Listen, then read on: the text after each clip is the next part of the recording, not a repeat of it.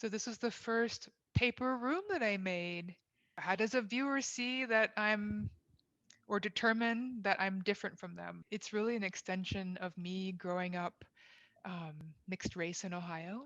And I Uh-huh. really wanted to play with camouflage, right? So, but I also wanted to play with this idea of this kind of symbiotic relationship between the body and space, play with how a viewer might try to ascertain identity. Like in a portrait, we want to see the facial features. We want to be like, oh yeah, these facial features mean X, Y, and Z. Simple gestures like turning my head away or covering my face with hair were early kind of strategies to play with. The strategies were about answering people's nagging Asking question. that because that question of what are you was definitely a reality and also something that um, I think opens up a lot of questions about how we see, how we look, how we construct identity categories. Identity.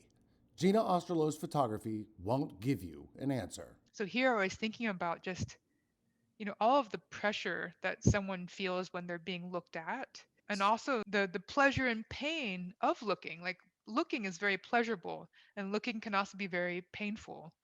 Looking at trauma. This was a little bit more complicated. I had a friend help me wrap my entire body in tape She photographed the dark image of herself and printed it on cardboard. and then went back into this space that I built out of paper and tape and went back in and held my mummified form. So I'm kind of like holding a photograph of myself. This one, it's called Grid Eyes. The viewer doesn't get to only experience looking, And I they get to be drew and cut watched. out, with the help of a friend, all of these eyeballs that I drew and placed them at the crosshairs of each grid line, creating this notion of the underlying grid or a cage that might be staring back at the viewer. Just to let the audience know while you're looking, you're being seen. Tony Moronis, NBC4i.com.